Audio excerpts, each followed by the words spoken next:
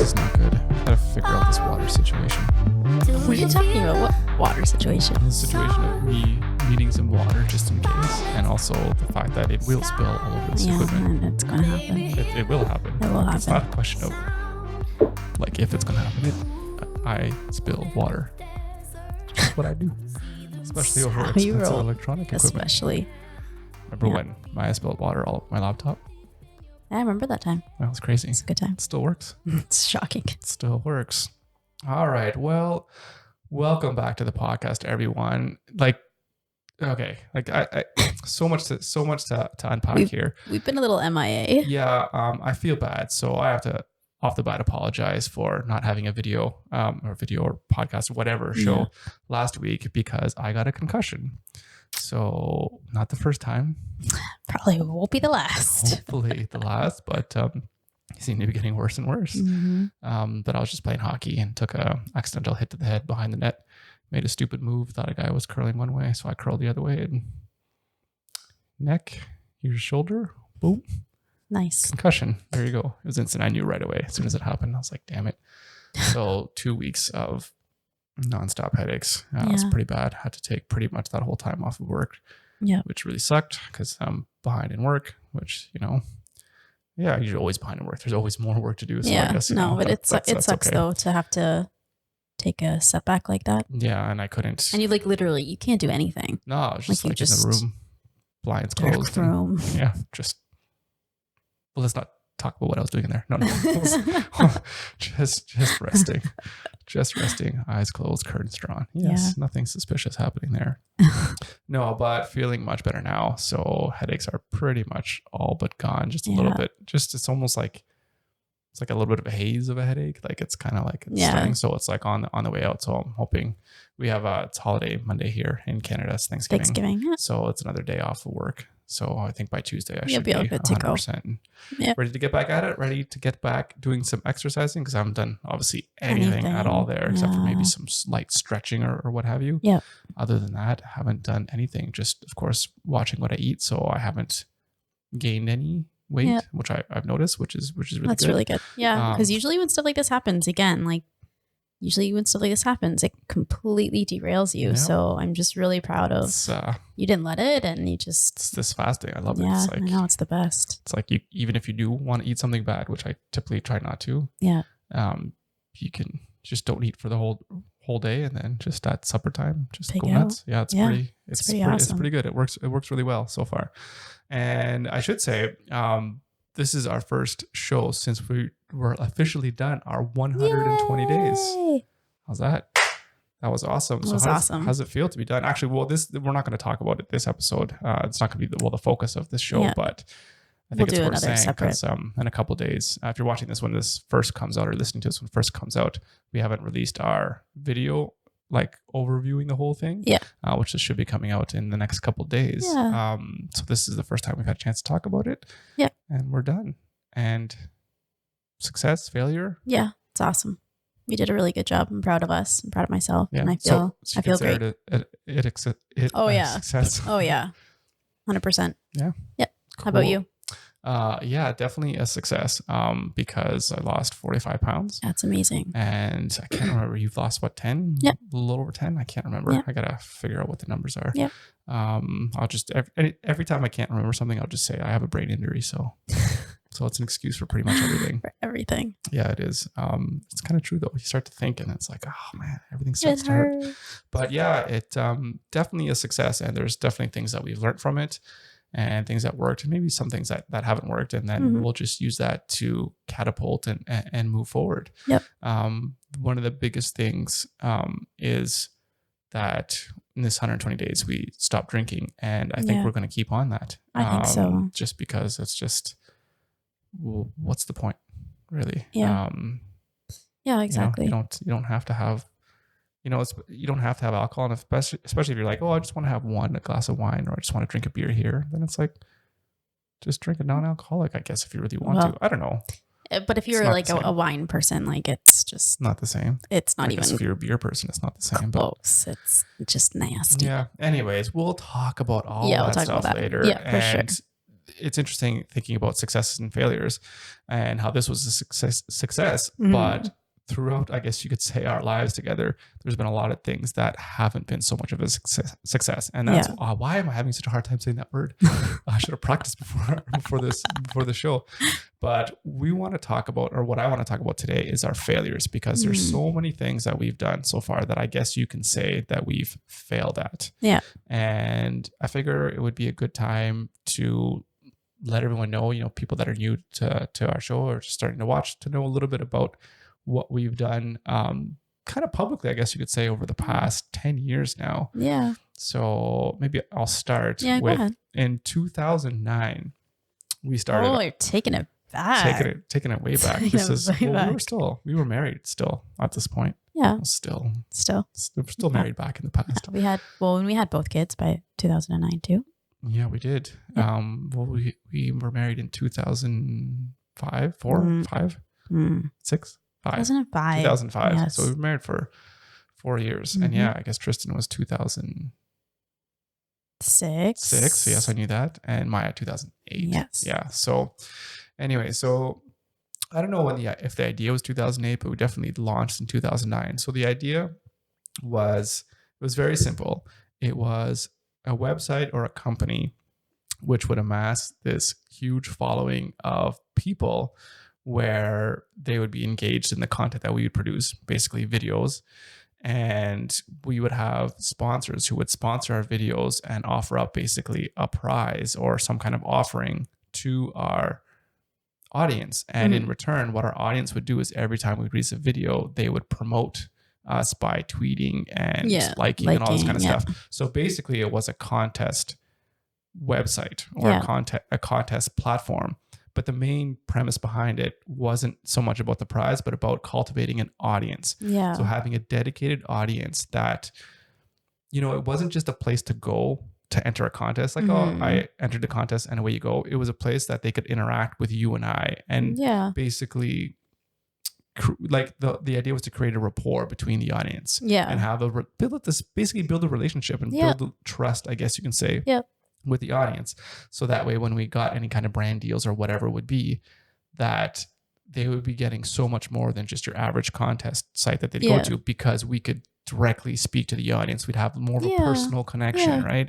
Because like they wake up every morning and they check it was called giving it away. They checked their giving it away account and they could see what was happening and, what we're doing, all this kind of stuff. So I still, like, even to this day, I still love the idea and the premise, because I think it's fascinating, because in today's age, that is kind of how marketing works now. Because back then, Google ads were still providing a pretty decent return. And we made, I don't know how much we made, but we made probably $3,000-$4,000. Maybe, I think it was like almost $5,000 through Google ads, running ads on this website.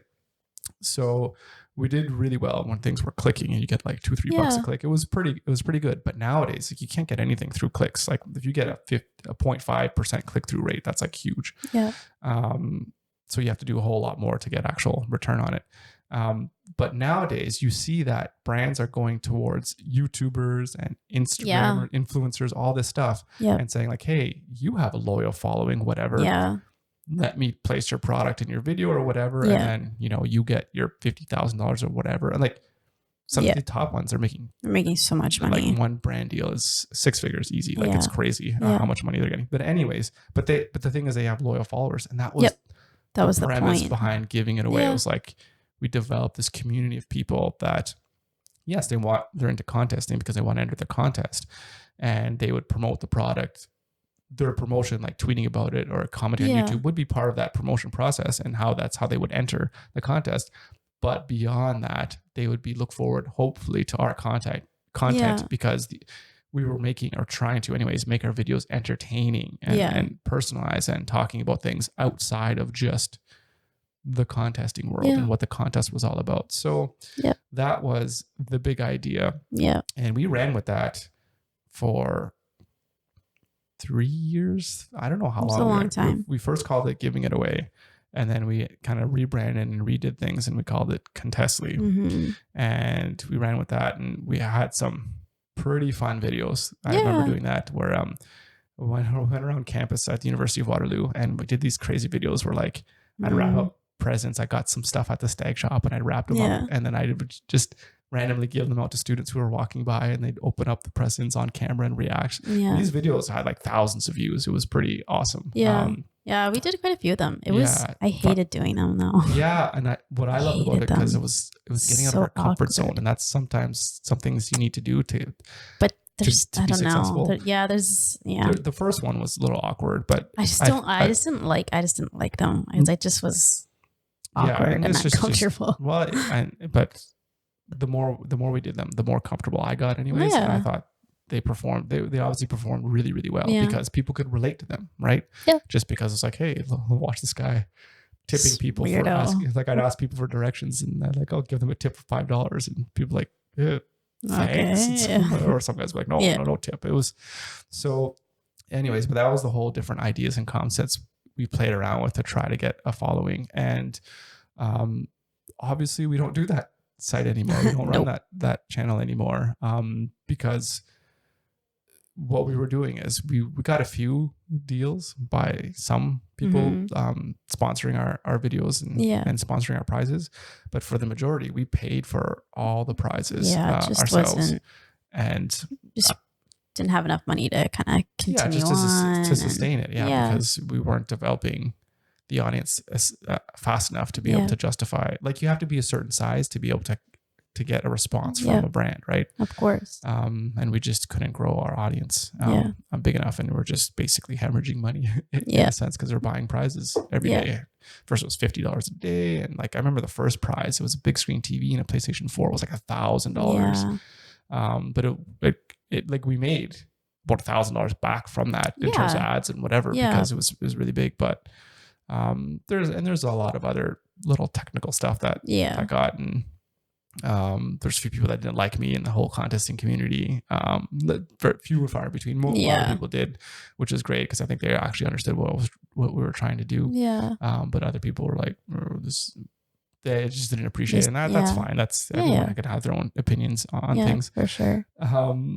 But it ended up like basically failing spectacularly. Like I don't know the exact numbers, I haven't gone over it, but it was something on the lines of maybe we spent like $10,000 trying in all the prizes we bought or what have you, and then we made like maybe 6 or 7. So it was like over the span of 3-4 years we lost. Like it's not a lot of money, right? It's like whatever, we tried, but we failed, and that was it. So that was, I guess, our first big spectacular fail. Do you have anything else you want to say about that? No, I've kind of blocked that time.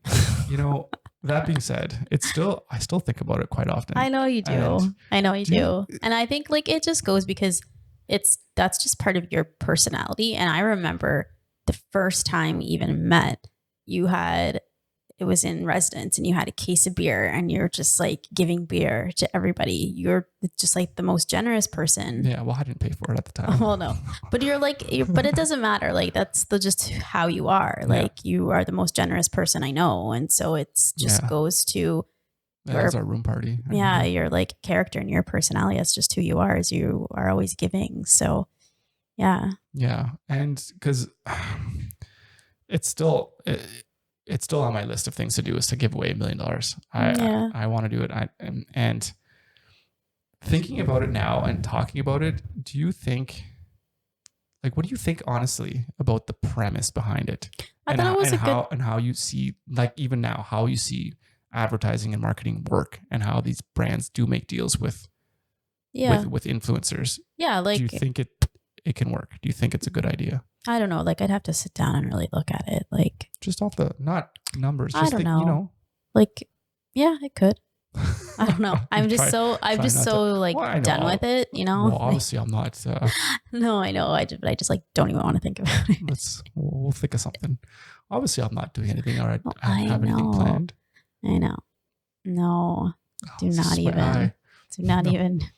Yeah. You're angling for divorce if that's where you're going. Oh, I thought you just said it was a good idea. I guess it's not that. It's a good idea. I'm just not going to be around when you execute it. Okay. I still, I mean, it's the only issue is how do you start up with paying for the prizes? Yeah, exactly. Right? I mean, if you could get a big chunk of money or whatever and use that to build momentum, to bankroll it, and then away you go. Yeah, exactly. And but yeah, it's very strange, because I think of it in a way like, say we had a YouTube channel, has like 100,000 people, it's going really popular, and we put an advertising in there, oh, you drink this whatever drink, and that brand gives that YouTuber like $25,000 or whatever.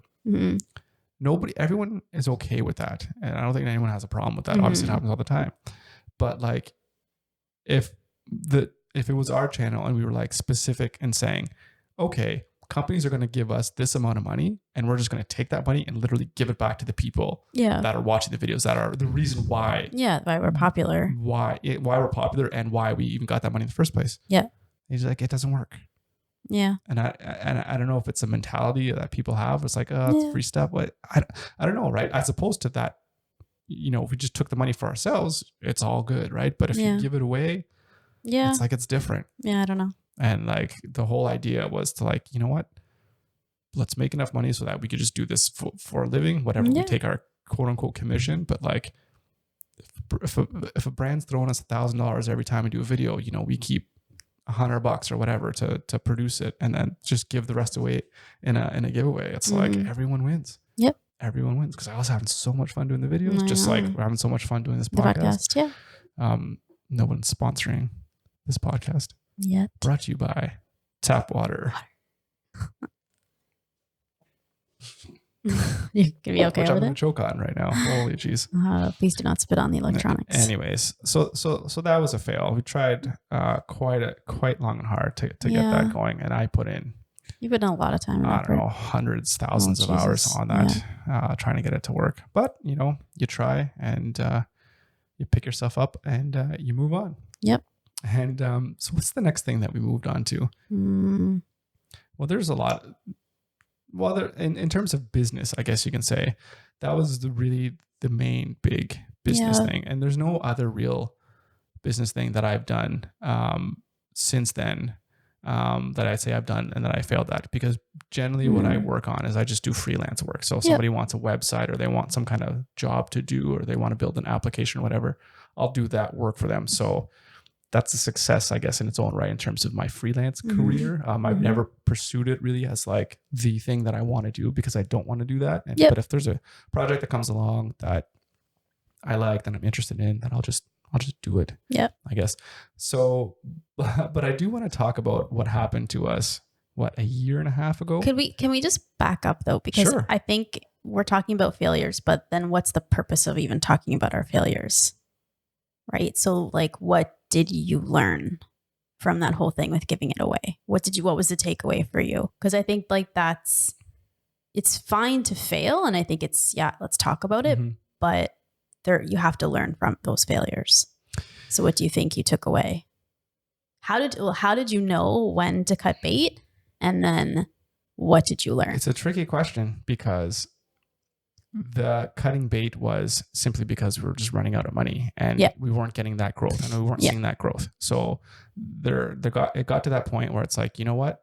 I do think that it's a good idea, but the way that it's being executed isn't working. It's not resonating with people. It's not sustainable. And there has to be another way. So and I think for me, especially being the first venture that I ever tried, it took a lot longer to realize that. And there wasn't enough, I guess, pivot points to see that something wasn't working, to know to try to change it up before the money ran out in a way. So, but I think you're right. It was the first kind of one. And I think that's, you just have to learn from experience with all those different. Yeah.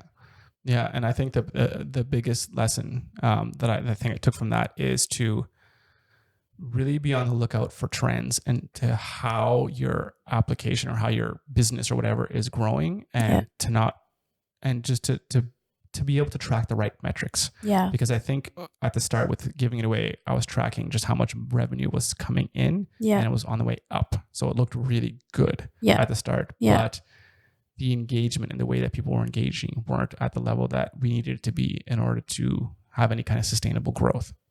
So there's those types of business lessons that I learned. And there's also lots of, like, I didn't want to get too in depth with this, but there's also a lot of different marketing lessons that I learned in terms of how to market, what types of videos are successful, what types of communications work, how to successfully manage email lists, and what kind of content works for those, what don't. So there's lots of little things like that I learned and I picked up on. So there's lots of little skills that I learned about communications and marketing that I'll take with me and I still use to this day. And sorry. Well, I think like the one thing too is like, I just remember this, like you would spend so much time designing the website, and it would frustrate me because I'm like, it doesn't matter how beautiful this website is. If no one's coming to it, it really doesn't matter what it looks like. And that's the focus. It's knowing where to focus your time and energy, I think is the big thing too. And that goes back to what we talked about just like about 5 minutes ago about getting out of your comfort zone. And one thing that I learned is that really, if you're in a position where you're just doing what's comfortable and what you know, and what I knew was web design. Exactly, so that's why I'm like, oh, it's not working. Well, maybe time to redesign the website. This is what I know, I can fix it. This is what I can fix. But is that really the root of the problem? Yeah, it fixed some things, like maybe made it a little bit more usable or whatever, and maybe optimized the ads. But that's another issue. But it didn't really fix the actual problem of getting people to the site and getting better engagement and growth. So that's a really good point. So for me, when you get out of your comfort zone and you're kind of pushing yourself, that's when I think you can grow as a person, and you can really help discover things that could potentially work. Like, for example, those videos that we did that you were uncomfortable doing, I was uncomfortable doing, but they blew the competition out of the water in terms of how many views we had. If we would have started with that and ran with that for a year, like we did with the other videos, who knows where we'd be? Because those videos, like I said, they were getting thousands of views, which for us was like thousands of views, and we had less. Like we're getting more views than we had subscribers, which means people are sharing it, which is amazing, which is awesome. So, and they were fun to do. So, but it was too little too late, because I was like, oh, wow, we have no money. We can't just continue doing it because we're just giving away, lottery tickets. Well, or whatever. Not only that, but like we had to like rent that equipment as well. Yeah, which is just another added expense to it. It's another expense, but that actually was a lot less than the actual cost. Well, no, of course. Yeah, but, so that's I think that's a big lesson is get out of your comfort zone. So do things that you might not be comfortable with, but you have to do it in order to grow. And I think that's a lesson that can be used in not only just business, but also in fitness and nutrition and whatever. Well, and in terms of comfort zone, like, I mean, what we've done here, like this intermittent fasting. And at first it was like, well, I've never done this before. I'm not all comfortable with this. Like, what's going to happen to my body? What's, everyone, this isn't the right thing to do. Everyone all I've ever heard is that you shouldn't not eat. Yeah, exactly. You have to eat 3 meals a day or 5, 6 meals a day. You eat all the time, right? Exactly. And you have to, a lot of protein, gotta eat meat and all this stuff. And then you push yourself, you get out of that zone and be like, well, what is going to happen if I do this? What's going to happen if I try this? And then you realize, oh, it actually does work, or it's working. It's maybe not what everyone else is talking about or whatever. Exactly. So you keep pushing, and you push yourself. And same thing with if you're trying to reach a new goal, like work on handstands or whatever, you just gotta you're gonna fall 1,000 times, and you just gotta keep pushing yourself. I mean, maybe that's a little bit not of the greatest example there, because you're not really out of your comfort zone doing handstands. But I guess maybe it's uncomfortable because I don't like doing them. Yeah, but I mean, if you want to develop that strong back and balance and core strength, and absolutely, I don't know, you just push through it. Yeah, you just don't keep doing. Oh, I'm just going to go to the lat machine and keep pulling down 20 pounds, and don't do the same thing all the time. You just got to push and grow, and that's or when you push yourself, that's when you grow. So that's another lesson. Is there anything else that you can think of? I don't think so. Does that adequately answer that question? Yes, it does. So, oh, excuse me.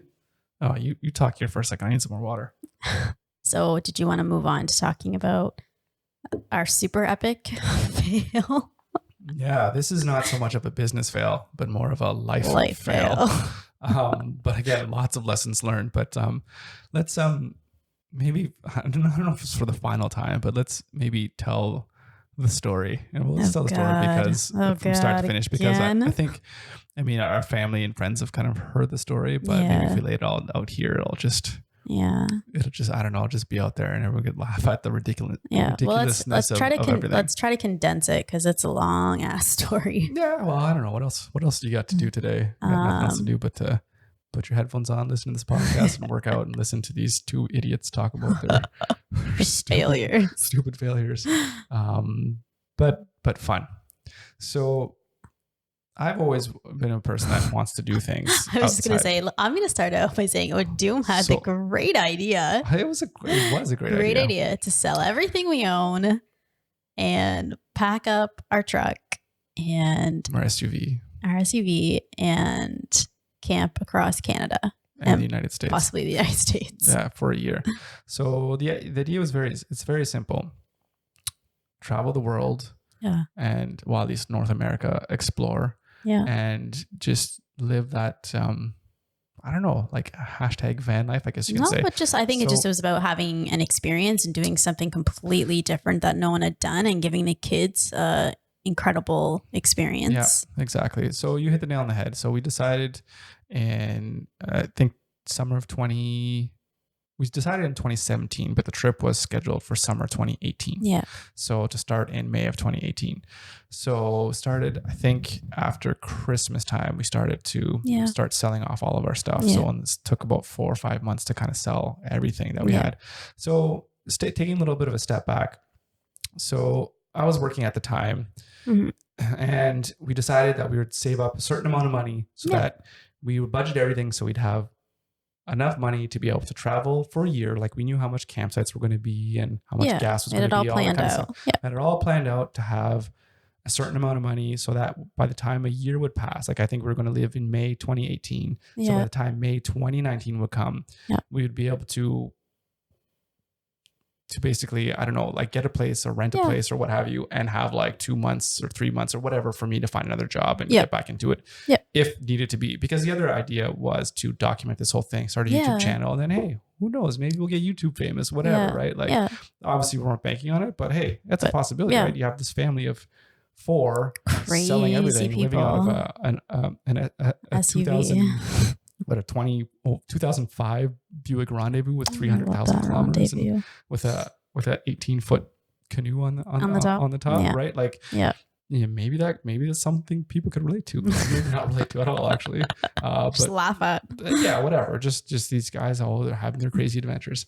Yeah. So that was the idea, and so maybe we can generate a few $1,000 or whatever on YouTube. Who knows, whatever. And that could help sustain us. And then we could go on for longer, right? Yeah. And if not, then we'd have our savings to fall back on. And then we'd have a nest egg of when I'd have to start looking for a job and then we get a job and then that's fine. Cause I usually generally don't have too much trouble getting a job. No. I mean, I have a lot of experience with computers and science. I have a master's degree and you're sexy. Yeah, I don't want to talk about what I do to get jobs. That's a whole other thing. But let's just say I don't have any troubles finding work. Although my interviews are always at night. It's really weird on Saturday nights. Strange, right? Strange. I don't understand what's going on. It's like, I interview just at my house. That's really weird. Or sometimes they come pick me up in the corner. But anyways, that's beyond the point. So we had it all, at least financially, it was all planned out so that everything was going to be okay. And so, I think 6 months before the trip, we started selling everything kind of slowly, putting things on because it actually takes a lot of time to sell things and to get good value too. It's really hard to be able to sell something and get decent value for it. So the more patient you are, the better chance you are. Because sometimes you put something that like it costs you $1,000, you put it up for like $500 and someone will be like, pay $20. Be like, no. And then we had talked about like, are we going to get a trailer? Are we going to get a tent? Like, how are we going to do this? Yeah. And then I don't know why I agreed to tent. Yeah. So we decided to tent. Well, probably because it ended up being cheaper. Well, yeah. I'm sure that's why. And we'd be more mobile because we had lots of plans to go in canoes and go around like provincial parks and national parks and do campsites, kind of the backcountry stuff. Yeah. And then when we just travel across Canada and the States, there's all kinds of crown land and I don't know, national forests, or I don't know what's called in the States. Yeah, I don't know. There's lots of places to boondock or whatever, so you can basically camp out for free. Yeah. And that's what we were planning to do. So like, we'll just do tents because it just makes the most sense. So after about let's just fast forward, I guess, after 6 months, we did sell everything and we ended up getting a good chunk of money from selling all the stuff we had. Like when I say sell everything, we sold everything. There was a little bit of stuff we had in storage, which was AKA my mom's basement. Yeah. Not very much stuff, but everything else, we fit everything into our SUV. I mean, we had a canoe, life jackets, paddles, a couple Tupperwares of clothes, a suitcase. Yeah.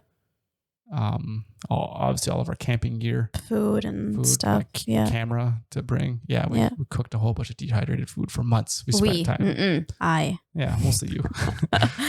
Months dehydrating so food. Much food. We made so much food. Dehydrated food. It was, it was the best.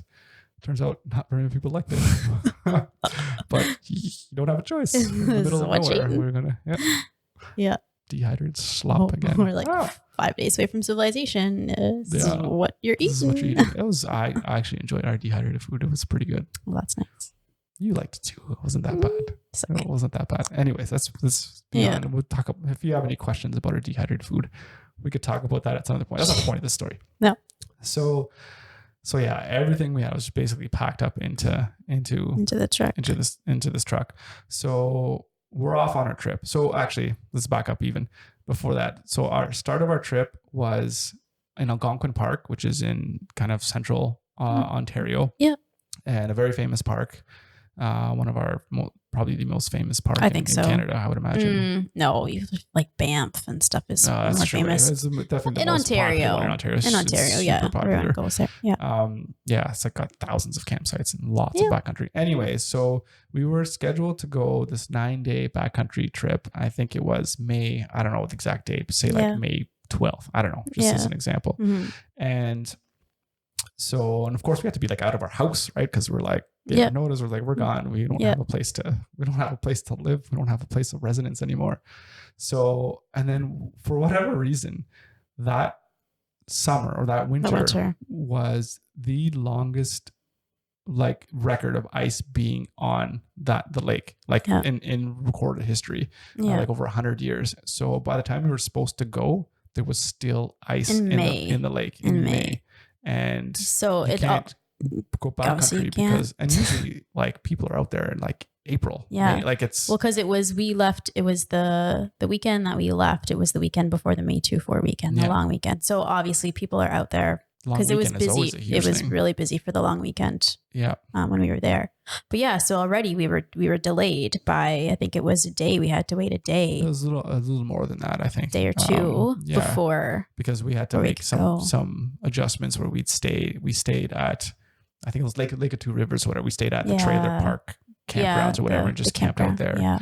And to give you an idea of how kind of, I guess, unprepared we were for this. The first night we stayed, like we had our sleeping bags. And we look at the ratings on the sleeping bags, like, -7 degrees or whatever. It's like, okay, that's fine. So that night it probably went down to like maybe 2 degrees. Okay, well there was like a snowbank at our actual campsite. Well, it's because it was underneath the trees or whatever. And it was also fucking cold. Yeah, it was. I've never been so cold in my life. Anyway, that was awful. I don't think I slept at all. So it was like got to 5 degrees, but we were in there in our tents or in our tent. In our tent, and with our sleeping bag, thinking it was going to be warm. Oh my God, it was so cold. We were just in there shivering the whole time. Like, we're like, why? It's like it's awful. So tip number 1, if you're lesson learned, if you're going camping and it's going to be cold, like, don't get the sleeping bags that are at that actual temperature. Like go much lower. Like you need a -20, -30 sleeping bag. But like we weren't expecting to. It wasn't supposed to be that cold. It wasn't supposed to be that cold. Like, summer just didn't come. Yeah. So that was crazy because that sleeping bag in the summer is gonna you're just gonna be sweating up a storm because it gets hot in a tent. Yeah. But like that was our first kind of hiccup that got delayed. Yeah. So it got delayed, but then the ice broke and then we were off on our trip. Yep. No, and it was great. Like that was the backcountry stuff was great. Yeah. Do you want to say the plane? Sure, if you want to. Just real quick. So the first day, and I guess these are just things that we go in hindsight. Like these are signs of like the universe telling us that maybe this isn't a good idea. Like, the delay is still ice. It's like, okay, maybe you shouldn't go. And so the first day we get on our canoe And, we're not experienced canoeists. Like I've been in canoe a few times when I was a kid or whatever. Yeah, me too. Same kind of thing. But we're not like expert canoeists by any stretch. So we get on there and we're probably maybe half hour in, maybe an hour, not even. So we just kind of start hearing this plane. And I just look over my shoulder, turn behind me, and there's a plane. And it's like, it looks like it's kind of come towards, like, okay, well, it's a plane, whatever. They're not going to come towards us. And then this. Well, it's not just a plane. Like you always just say a plane. Well, because at first it just thought it was a plane. No, so it was so loud. But this wasn't just a plane. Like this was freaking. It was an Air Force. Like it was a cargo. It was a cargo transport. They both, and there was two of them, and they were huge. They have four. They had like propellers the big giant propellers on the front of them. Yeah, so it's like a big cargo transport plane. Think of those things in like a big Michael Bay movie where people are, or that plane that's like at the beginning of Mission Impossible where Tom Cruise is like hanging up the plane. One of those things. Huge. So it's pretty far away, and it's like, oh, it's weird. It's coming towards us, but not really. And then it just keeps coming, and it comes closer and closer, and it's literally pointed right at us. Like I'm thinking about this now, I'm getting like all worked up again. I know. That was so crazy, so terrifying, so intense. So it's getting closer and closer. It's not pulling up. It's pointing, and it's coming literally right at us, bearing down right on us. At first, I'm like, oh, maybe it's a water plane. It's going to be like landing in the water, and Andrew's like, no, it's not. Not a water plane. Like you're crazy. But anyways, then you started panicking. And you're like, what do I do? And you're like, turn, move. It's like, what? I can't go anywhere. What am I supposed to do? This damn thing is getting closer and closer and closer. And I was probably like a split second from jumping out of, because it's like a movie. It's like, what do you do if a plane There's nothing coming at you? Do you can't paddle any fast. Do you let it hit you, or do you jump out and maybe try to survive? Like it was that close. It was that close. And then at the last second, it pulls up. And like I swear, like God, if we would have taken our paddle and put it up, it would have hit our paddle. Like it got so close. Oh, so scary. And then I was like, then I grabbed the camera real quick, and because the other one was passing by, definitely not even close to being as close. Still close, but not as. And then I got just the tail end of it. But like I wish I would have had that original footage, because it's burned into my mind. Oh my gosh, yeah, for us. Oh my God, it was just so like scary. Oh man, it was the scariest thing. And then I was like, okay, maybe we shouldn't be here on this lake. We got pilots dive bombing the shit out of us, and like I know. It was like the scariest thing ever. Yeah. So that happened. So the rest of the trip was fine for the most part. Yeah. We had fun. It was a good it was a good trip. So it was like 9 days backcountry camping, and it was fine. Then we got back, and then we resupplied and all that kind of stuff, and we went around Huntsville, I think, and saw the town there or whatever. So it was just check out the library, all that kind of stuff, and do all kinds of fun things. And then we wound up into Killarney Provincial Park.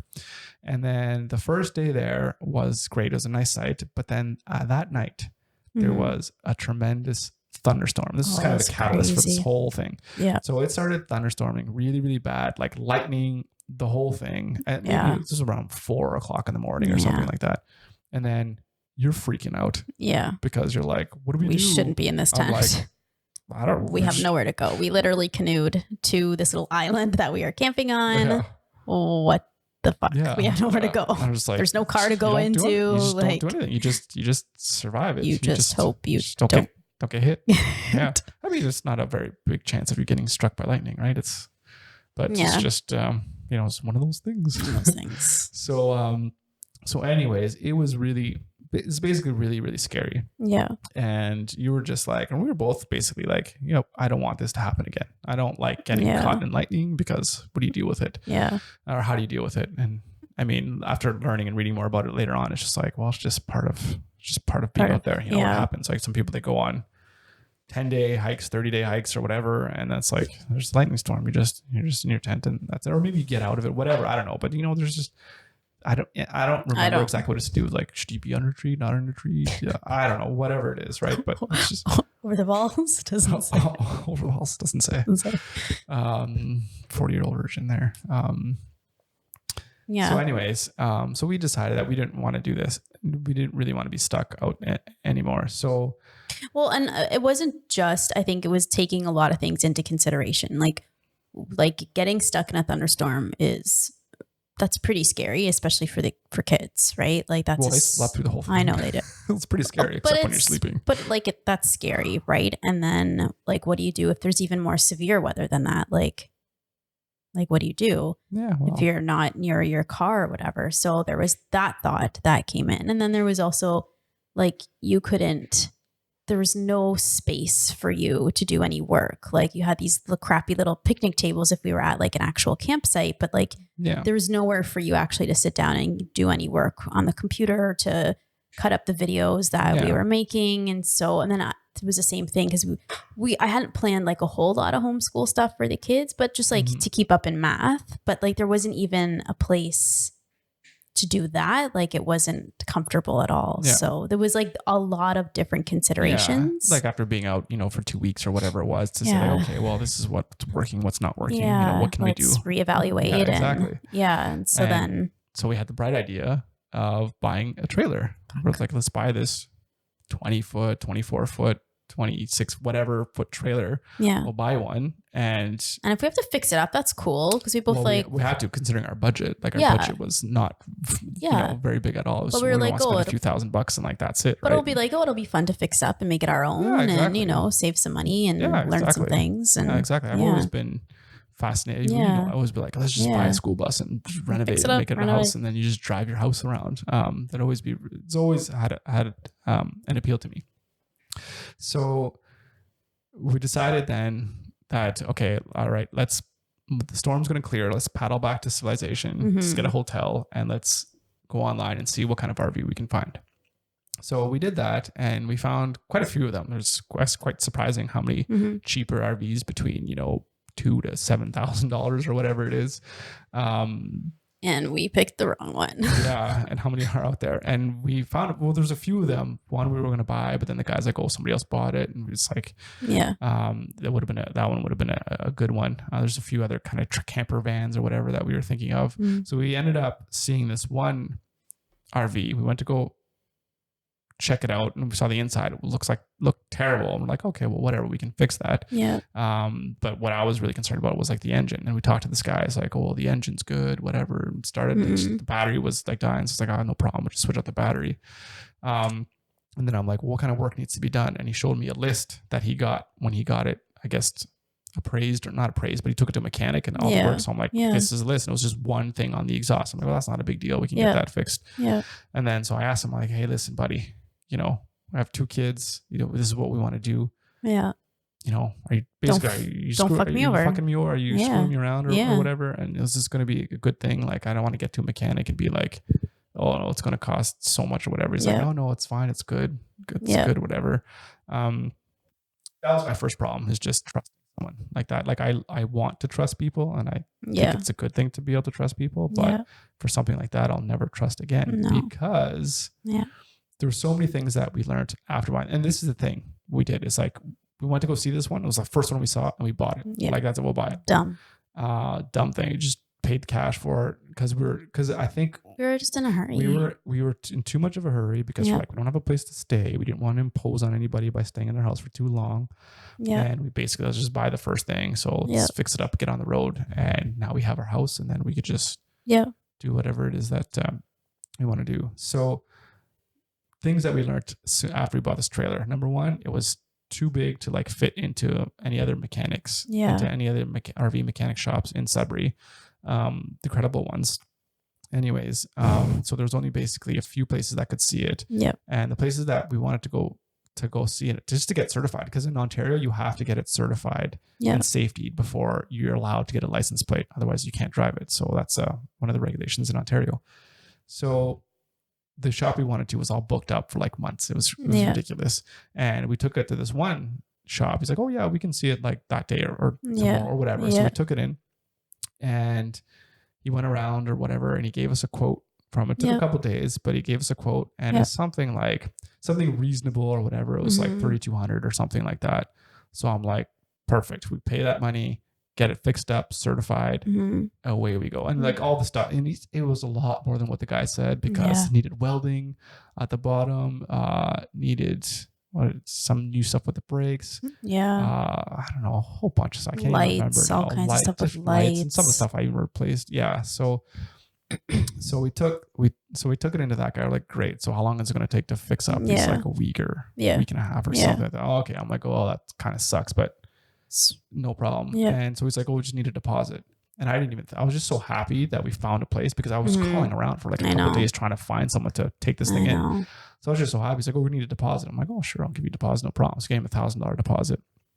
And then like the nightmare began, like even more of a nightmare was that it was so suspicious because every time we would call to say like, when's it going to be ready?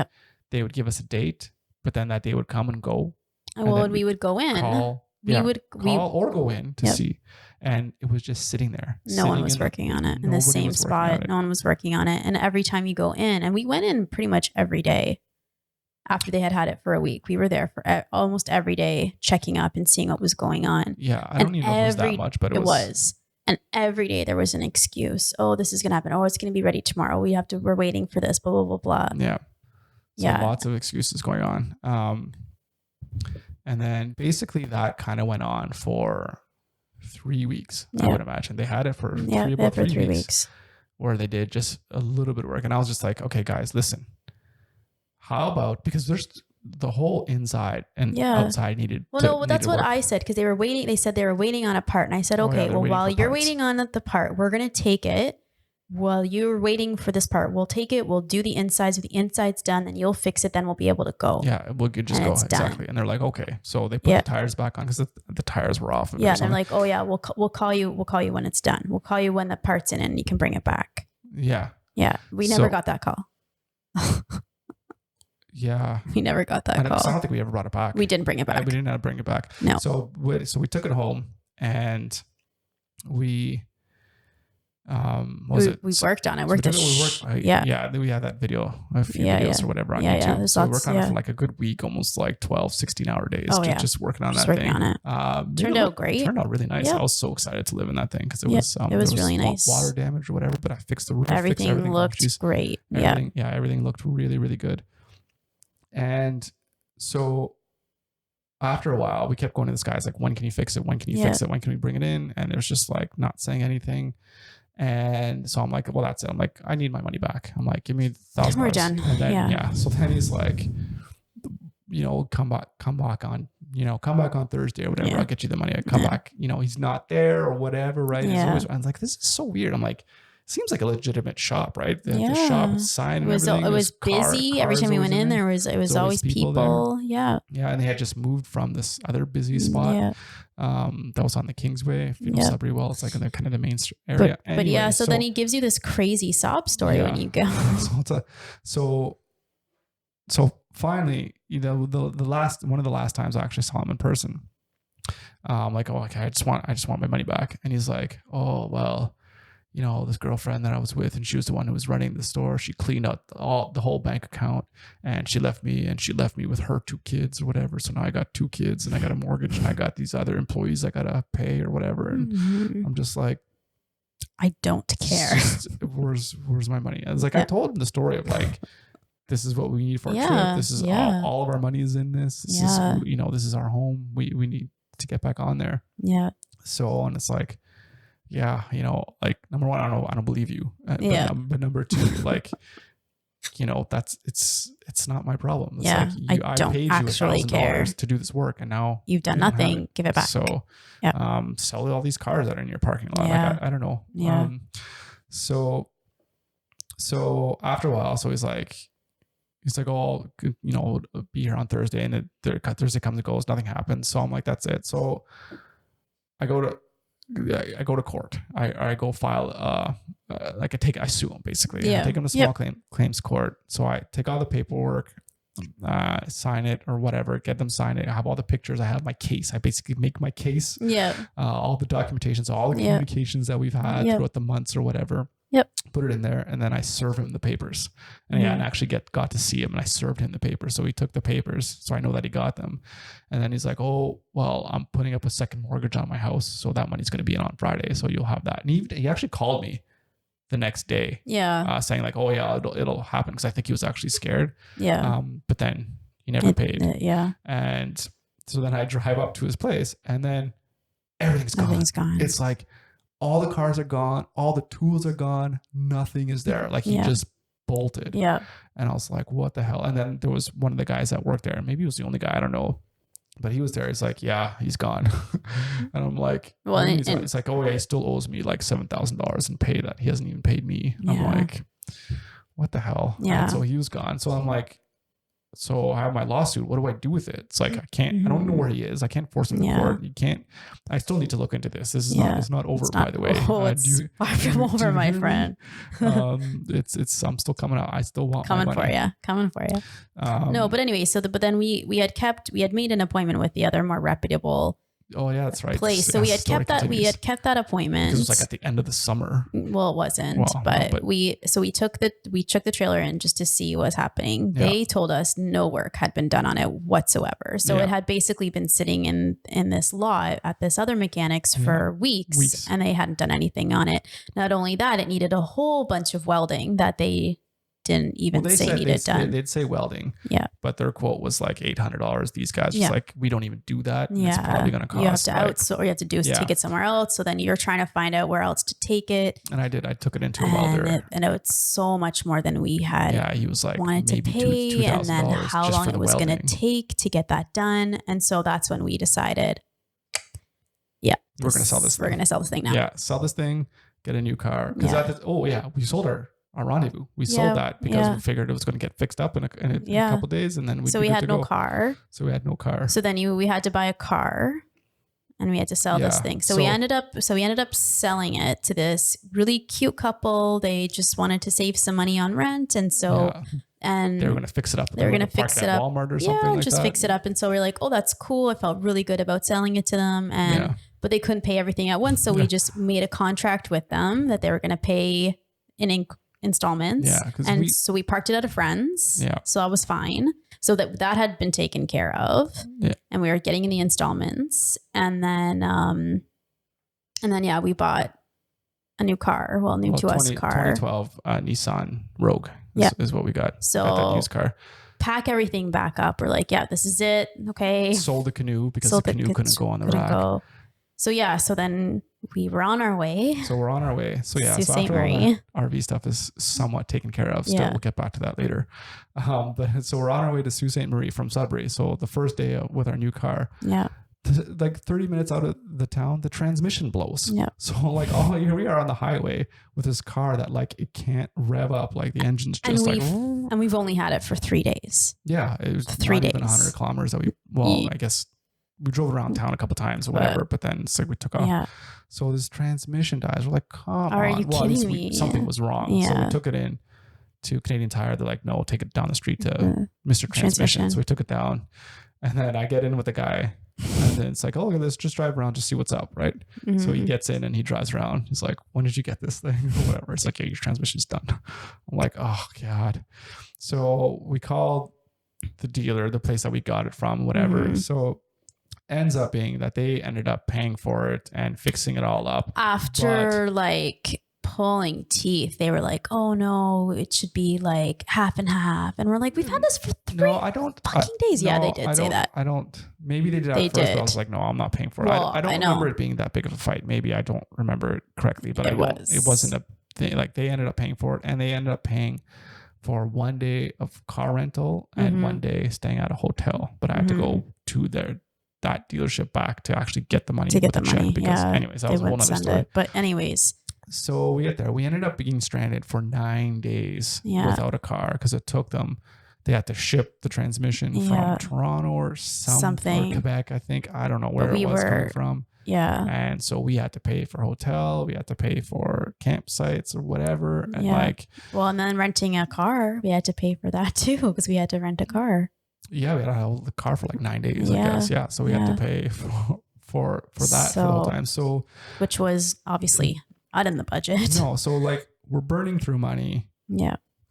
We lost we bought the RV and sold it for it's almost like pennies on the dollar kind of thing because nobody else, we couldn't find any other suckers like us who were in a hurry that were willing to just put up a bunch of money. And then of course I'm honest too. I'm like, here's the paperwork, here's the damage. Well, here's what we're selling it for. Yeah. So we sold it for pennies on the dollar. So lost a huge chunk there.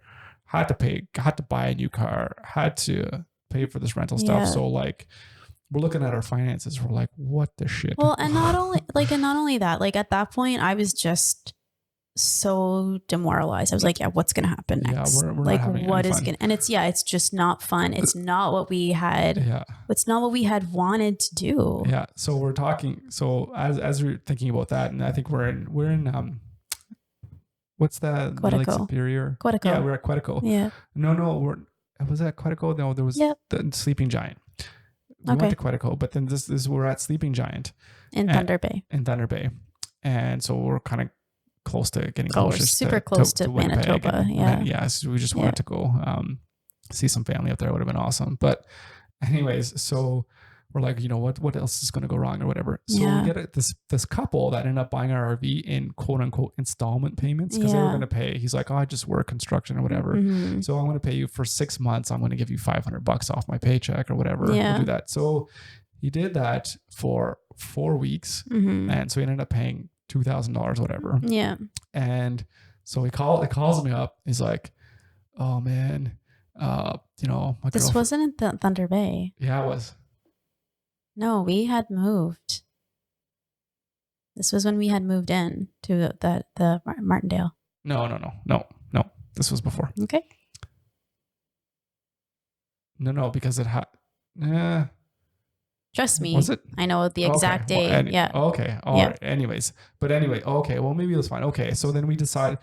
Okay. So we decided to. Okay. All right. So then we decided to pack up our trip. Yep. And we're like, that's it. We're going to regroup. Yep. And we ended up going back to Sudbury and just like, all right, that's it. It's just time to accelerate our plans of finding another job. So it's like we rented a house and I'd be like, found a job and then done. Right. So that was fine. It's like, okay, well, trip unsuccessful or whatever. Right. Yeah. So, but then, like, I guess during that process, when we were in Martindale, the guy who bought the trailer, he calls me up and says, oh man. So I'm like, how's it? I tell his voice off. He's like, how's it going? I'm like, oh, it's so bad. It's like my girlfriend, she broke up with me and she took her kid with him. And I'm like, I'm devastated. You know, it's just like, I was on the top of the Sudbury water tower. Yeah, I was like, I was like, cops were there and everything. I'm like, I'm like, listen, like, where's my money? It's the whole theme of this. Like, everyone's like, all right, well, where's my money? Where's my money? So it's like, I'm not gonna buy the RV. It's too many memories. Yeah, it was like, I'm like, you haven't even owned it. It just reminds me of the I'm like, what? Oh my gosh. So like he was already, it's $1,000 and he had left. But so what had happened was, this is what I did purposefully when we signed this contract with this couple. I asked them, I'm like, do you guys want to put something in there in case you don't meet the payments? Like, so you're not stuck. Like, I don't want you to pay like 90% of it and then you can't make that as other payment, then I just keep all of your money. I'm like, that's not fair. Like, that's what a normal person would do, but I'm, I guess, a nice guy. I don't do that. So I put in a clause saying that, all right, if for whatever reason you can't end up paying, I'm going to keep the first $1,000 that you paid, and then I'll give you back whatever else it is that you put into it. So yeah, it's like, oh, well, I wouldn't need that money back. So I was just like, all right. Yeah, I don't even know why you put that clause in, but because I mean, we made $1,000 off of it, right? Yeah. So but anyways, so then we had to bring that stupid trailer back to the new place that we were staying at, and I just was at a friend's house. It was so nice. Didn't even want to see it again. You backed it in, and I'm just like, I just want to set it on fire. So just every day we wake up and it's right there outside the living room. You could see this giant RV sitting there. Wanted to set it on fire. Here we go, put it back up on Kijiji. I'm like, well, now we have time to sell it. So we don't sell it to the first person. So we finally ended up selling it to somebody who, like, they knew obviously what was going on. They had a tiny house. They took me to their property and they had a tiny house there. I saw it all and it was really cool. They were just going to fix it up, and if they couldn't get the engine to work, they're just going to park it, and then it was sold, and then it was done. And then the whole shenanigans was done. It was done. So it was a short actually, but long at the same time, because there were so many mistakes. And I think, I don't know, we just got handed it was just like shit after shit after shit. It was. I think back though, and like, I'm a very big proponent of taking responsibility for your actions. 100%. Anything that happens to you is 100% your fault, and you could avoid it. So mistake one. The mistake wasn't obviously deciding to go on the trip, and it wasn't the fact that we decided to tent on the trip. The mistake was, and it wasn't the fact that we wanted to buy an RV. The mistake was the RV that we did buy. Of course. And if you are going to buy something like that, make sure you take it to a mechanic first. Yeah. So you know exactly what it's going to cost. And if they can fix it, and it's going to cost $5,000 to fix, as an example, take $5,000 off the list price or whatever, or don't buy it. Yep. Like plain and simple. So know what you're getting to. And most people know this, and I don't know why I didn't even think of this. Why did this not? And you're usually the smart one that says like, hey, you got to check, make sure, got to take it to the mechanic first. Yeah. Because I didn't even, I know. I don't know why we did that. We were just in a rush. We just wanted, I think that's exactly what it was. We weren't being patient. We weren't being thoughtful. Yep. Make a rush decision. Again, the decision itself wasn't bad. It was how we so I think like acted on that. That was a huge mistake. So I think like since then, like any decisions that we've made like, since then, I'm just did like, you say you wanted 12 grand instead of multi? Hang on a second. I'll get back to you in 3 days after I've thought this shit through. I need to figure out what's going on here. We need to have a flow chart. We need to flow this and shit. A budget. Yeah. And so I think. I'm sorry. Did you say it's 25 cents more expensive? How does that affect what we're going to buy the kids for Christmas this year? Because I need to know. No. Yeah, so it's just being a lot more mindful of the decisions you make, like the big decisions, right? Like you still don't sweat the small stuff, but. Yeah, but no, just really taking the time and not letting anything make you rush into it. Yeah, and sometimes you do, and then you just have to make the best educated decision you have to, but don't put yourself in a position to be rushed as well. And that was another thing. It's like, we didn't have to rush. I mean, we could have just stayed in a hotel for a week. Yeah. Considering all the money we blew on just dumb decisions, we could have just paid for that. Yeah. Lots of big mistake there. And then I'm thinking about this whole the mechanic. And it's like, well, that's a whole other thing too, right? Because even though we paid, I thought, too much for the RV and it would have cost too much to repair, it was still in our budget and we still could have done it, and it would have been fine. We just been like, shit, we spent a few extra thousand than I wanted to, but we're on the road, we have our house, let's go. But like, who would have thought that a mechanic would just like take a deposit, not do the work, and then close up shop, pack up all his tools and leave? And just like, what the hell? And just like the continual lying. Yeah, for like weeks on months. I don't know how long it was. And I don't know about you, but I think the thing that shocked me the most is like the dishonest people. Like I've never had someone lie to me like that about something. And so I guess that's like what shocked me so much is like the people that we bought it from obviously clearly fucked us and clearly lied. Yeah. But then to me, it's like, I won't say evil because I think that's too strong of a word, but like to have been told, what our purpose was in buying the trailer, and to see, like, we had the kids with us, and like to be able to just not even give a fuck and just sell it like that. Guy, he's retired. It's like, do you really need the extra couple thousand? And so like that, I don't know, like that, my trust like in people, like I question things a lot more now. Like I don't want to say this thing as like, don't trust people. That's not a lesson that you could easily take that lesson. It's like, don't trust anybody. But what I like to think of it as is do your own homework and just don't, like, when it comes to important decisions on you have to make sure that all of your, like, you cover all bases and you make sure that you're protected. So protect yourself, right? So it's not about not trusting people, but make sure you go through the process of getting it checked out by a neutral third party that knows things. Of course. Should have had someone who knows about RVs come with us to buy it, right? Like, I could have called a few of my cousins that they have RVs. We could have asked your dad knows stuff about RVs, right? We could have so many things we could have done to bring in these other people to help protect us, to make sure that we're making a good purchase. Because it's not that I'm not going to trust people anymore, but it's just that I want to make sure I have all the information, the information and the proper expertise so that I can make the best decision. Because sometimes somebody could say something, well, maybe it could mean something else or whatever. Maybe, like, it's just the second opinion. Yeah. Exactly. Yeah. I had a great analogy for this and I just lost my mind. I don't know what it is. But it's like, what? Shoot. I had it again. I lost it. It's the Alzheimer's. What's that? It's the what is it again? What's it called? It's always your brain injury. Sorry, your concussion. My brain injuries. Yeah, concussion. So, anyways, I'm really glad that it happened in a way that it was such a great experience. It was. And stuff like that. You know, I hope will never happen to us again because we're so much more prepared for it. Yeah, I think we're. Yeah, and then the car breaking down to the transmission. It's like. Are you kidding me?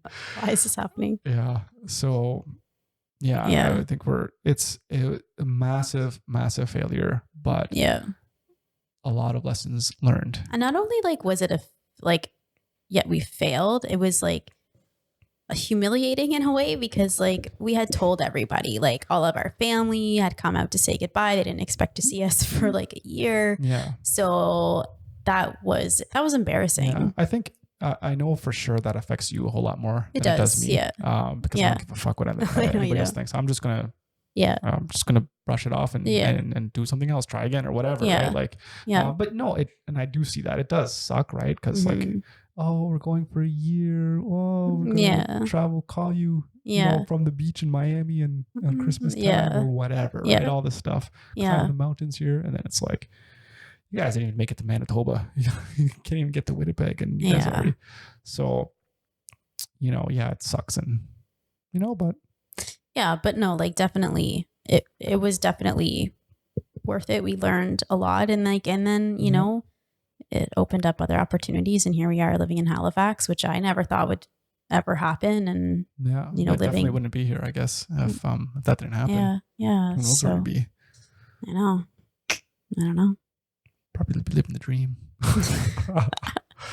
We'd have 2 million YouTube subscribers. We'd be famous. So is there any other failures that you want to? Those are the big ones. I mean, you want to go back to my high school report card? No. Actually, I only failed one class in high school. You failed a class in high school? Yeah.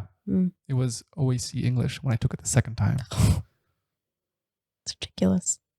Yeah. I think the one thing that I did want to talk about was specifically about weight loss failures and not yes, of course. Not to put the spotlight on you, but one thing. But tell everyone how many times you failed in your weight loss journey. Yes. So got it. So I think the one thing I want to point out, because obviously we've talked about this before about how many times and even me too, just to lose those last 10 pounds, we've tried so many times, tried and failed.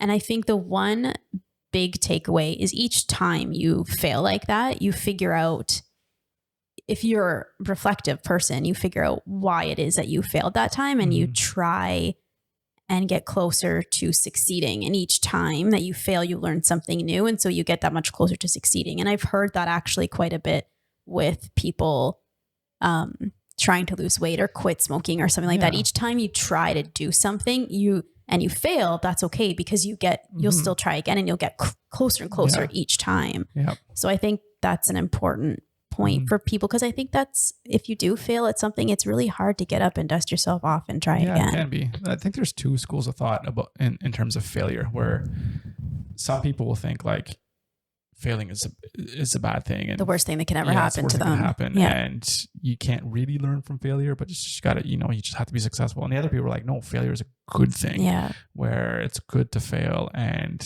you're not really.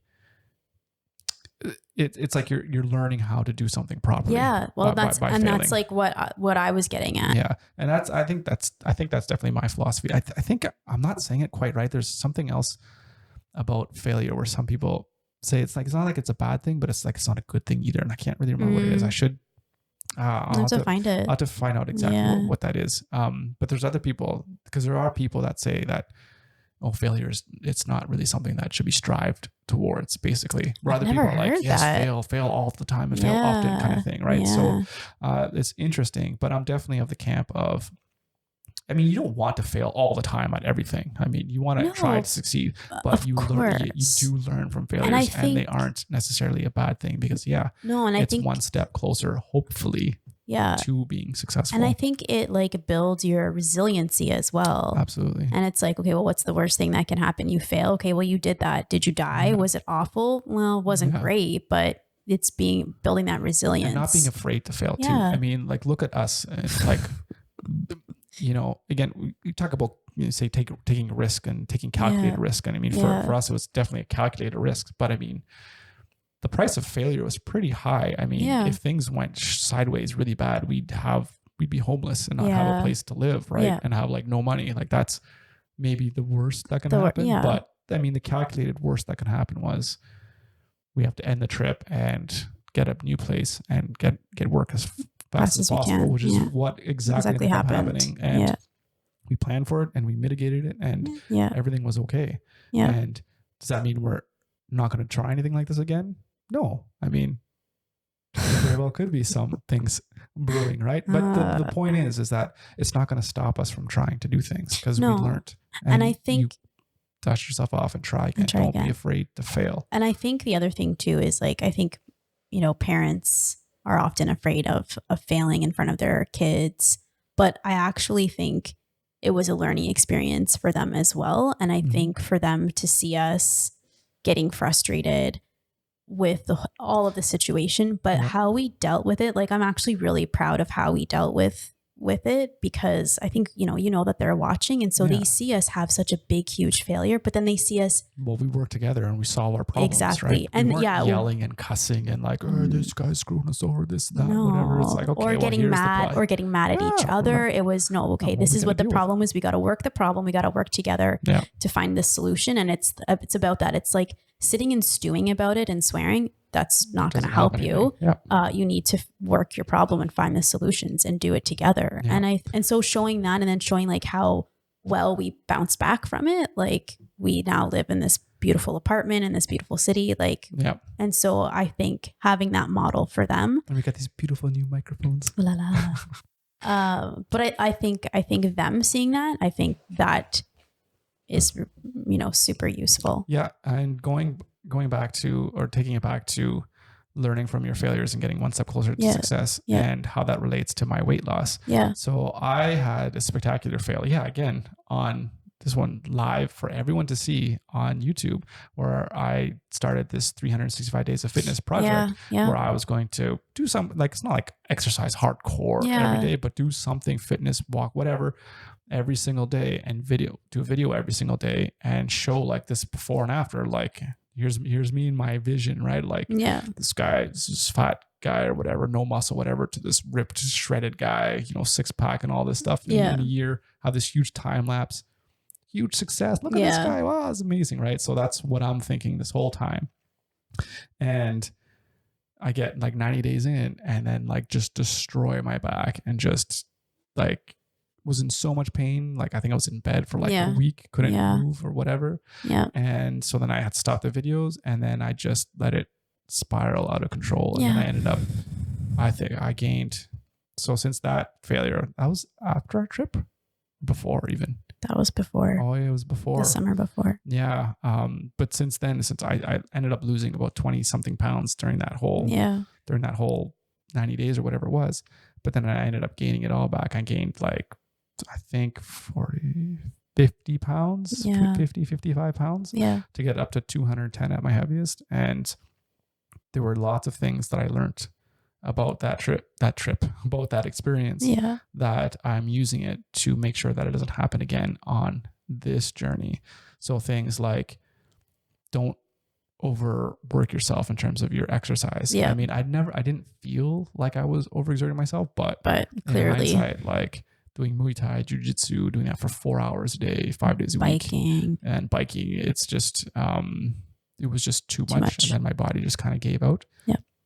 And so I learned that, and I also learned about when life gets you down kind of thing.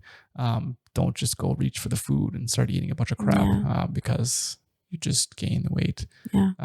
Just gain the weight back, which I did, and then some, of course. So you have to be really careful about that. So I've been really mindful of that. And this time, during this 120 days, I got injured a few times. Not as a result of over exercise or whatever, but just some other unfortunate things that happened, and I had to stop exercising, but yet I continued to lose weight because I was mindful of eating, because I knew and learned how important that was. Because that wasn't something that I was paying too much of attention when I was first doing this 365 days, and realized that I had to pay attention to it this time. So a lot of things that I learned from that first failure to help me along and do better and succeed at this one. And to be clear, this 120 days that we did now is just the beginning. Like we're going off this new stuff. So we'll get into that later on. But it's a lifestyle for us, and it's just, we're going to take this to propel ourselves. Like this is like, it's sticking. This is time. Like, I think it's like we've succeeded now. Like of all the failures we've had, at least this is a success, and it's going to, I think, catapult us to some really great things. Not things, business wise or whatever, but just things like personal stuff. Like we're going to be as healthy as we've ever been. We're going to look as good as we've ever looked in terms of our physique. And that's not really important, but what's important, at least for me, is that we're going to be healthy, live longer. And of course for me, perform a lot better in sports. Because it's just the fact of how your body works. Right. Yeah, no, exactly. I'm really looking forward to that, and just really excited to keep going, to keep the success rolling. And now we know how to learn and how to research this thing. And, it's just, I don't know, it's taken a lot of getting back up, I think, especially for me, to get to this point now where I can finally consider what I've done a success for weight loss. And it's not over yet. I mean, it's only 120 days. Got to make sure that I don't put any, I don't balloon up 20 pounds or whatever. I don't think it's going to happen, but you always got to be on lookout. Always got to watch out for things that might get thrown my way. Yep, absolutely. Well, and just life happens, like regardless, shit comes up and things happen. There's no excuse if life happens, sure, but there's no excuse. Well, that's what I'm saying, right? Like there'll be things, but all that kind of stuff. But I think now we have the tools, and we have this success to spur us on. That whatever happens, like we know what we need to be doing. So yeah, exactly. So that's, I mean, I don't know what else there is to say about that. I don't think so. That really kind of summarizes successes and failures, at least in terms of things that we've done publicly. That's for sure. Yeah. Well, and I think I've just been reading, I've been reading Tim Ferriss's book, Tribe of Mentors. Not the Tools of Titans. Yeah, but Tribe of Mentors. Mm-hmm. And it's just, he basically sent out, I forget how many questions it was, to like all these like super famous, successful people. Sure. Yep. And so, but one of the questions is, what's your favorite failure? Mm-hmm. And so that's been really interesting, reading what the failure is, and then why you would choose that, and how it improved their life or their business or whatever. What's your favorite failure? My favorite failure? Mm-hmm. Yeah, I think it's the trip one for sure. Yeah, because a lot was learned, and we have, I mean, if nothing else, we have a really good story. Yeah, so hopefully it was enjoyable to listen to. Yeah. What's your favorite failure? I think it's got to be that one. Yeah. I mean, it's like there's so much that happened. Like it was spectacular. I was to the point where it's like, is this real life? This was real life, but it brings someone playing a joke on us. Because things were happening, and at the end we're just like laughing. It's like you just gotta laugh at this, whatever. Yeah. But it's failure is also motivating. Yeah. In a way that it is. Oh, I failed at this. Yeah, you just wait. Oh, I will succeed. Yeah. Like you I need to try again. You thought I tried ambitious before. Wait till you see this new one. I'm going to do it twice as hard next time.